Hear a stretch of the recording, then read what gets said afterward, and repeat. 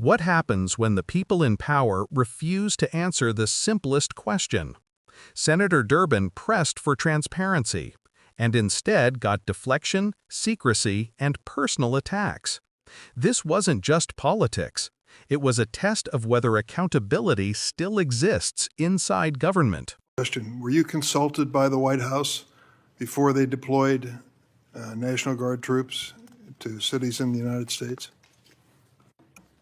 I am not going to discuss any internal conversations with the White House. You won't even say whether you talked to the White House about this? I am not going to discuss any internal conversations with the White House with you, Ranking Member. I noticed that. What's the secret? Why do you want to keep this secret? The American people don't know the rationale behind the deployment of National Guard troops in my state. The word is, and I think it's been confirmed by the White House, they are going to transfer Texas National Guard units to the state of Illinois. What's the rationale for that? Yeah, Chairman, as you shut down the government, you voted to shut down the government, and you're sitting here, our law enforcement officers aren't being paid. They're out there working to protect you. I wish you loved Chicago as much as you hate President Trump. And currently, the National Guard are on the way to Chicago. If you're not going to protect your citizens, President Trump will. I've been on this committee for more than 20 years. That's the kind of testimony you expect from this administration. A simple question as to whether or not they had a legal rationale for deploying National Guard troops becomes grounds for a personal attack. I think it's a legitimate question. It's my responsibility. She refuses to answer as to whether she had any conversation with the White House about deploying national troops to my state. That's an indication, I'm afraid, where we are politically in this place. Let me ask you another question. I want to, if you will, hold on a second. Make sure I got the right page of facts here.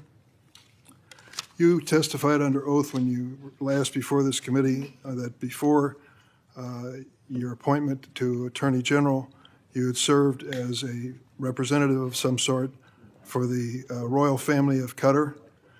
There was an issue that came before you in May when President Trump accepted a $400 million luxury jet from the royal family of Qatar for temporary use as Air Force One before it's permanently gifted to the Trump Presidential Library Foundation.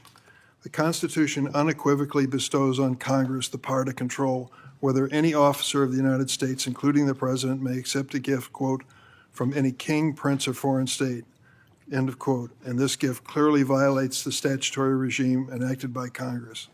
You've refused to answer a letter I sent to you 5 months ago asking the legal rationale you relied on to advise President Trump to accept this unprecedented gift from your former legal client.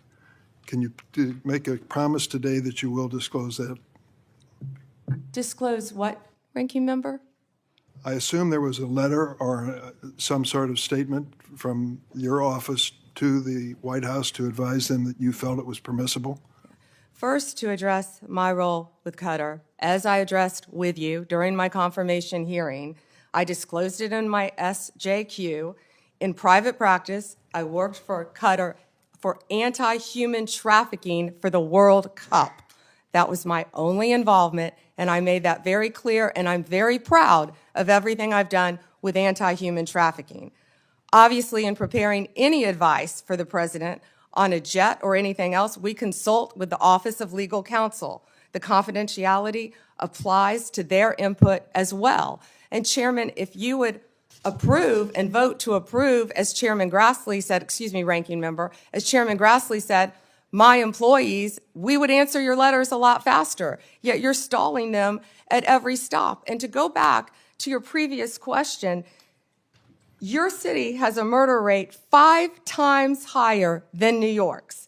571 homicides last year.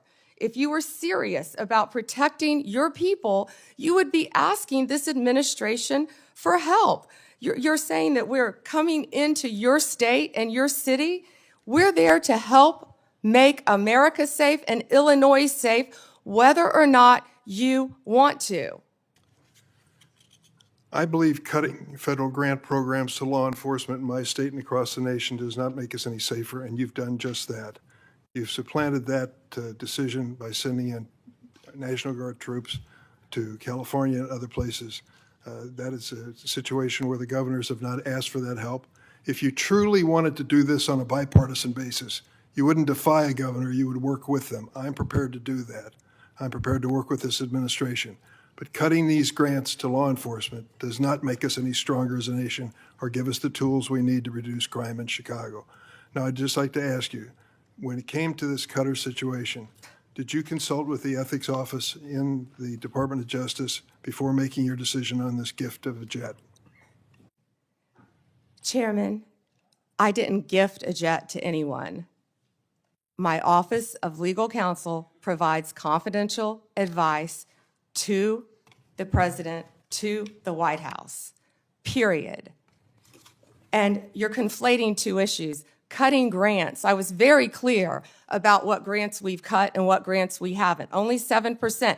And if you have a grant in Illinois that you think that I've cut that is protecting law enforcement officers or your people, you personally call me and I will work with you to turn that grant back on. I think many of the Democrats here can tell you, I have worked with them to turn grants back on. There's an appeal process.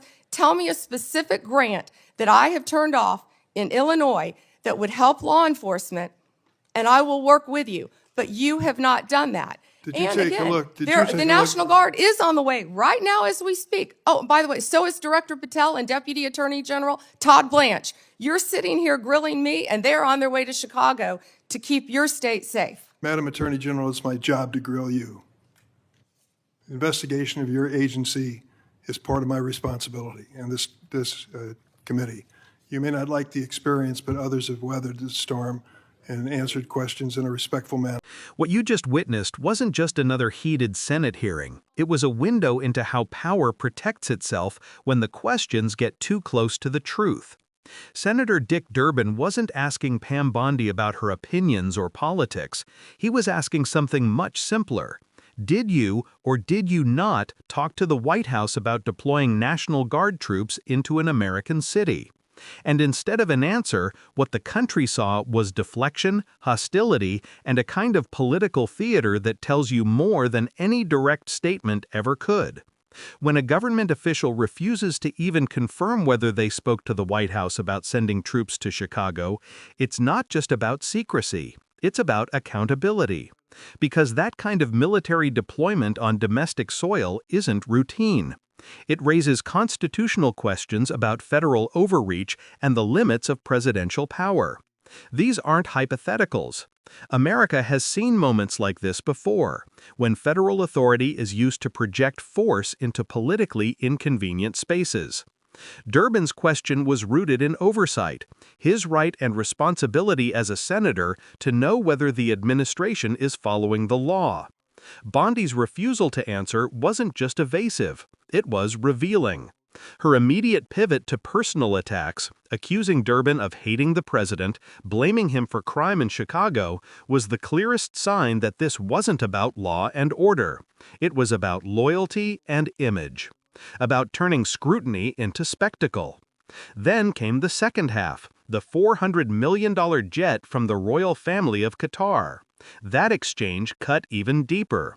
Here was Durbin pressing a sitting attorney general on whether she advised the president to accept a luxury aircraft from a foreign government, a move that by law Congress must approve. And once again, she refused transparency, citing confidentiality, while boasting about anti-human trafficking work to redirect attention. But what makes this moment stand out is what it says about how political power interacts with legal ethics. The Constitution was designed to keep foreign influence at bay, to ensure no U.S. official, not even a president, could personally benefit from a foreign state. Yet here, the question of legality, of whether the law was even followed, was treated as a political nuisance. Durbin's final line says it all. You may not like the experience, but others have weathered the storm and answered questions in a respectful manner.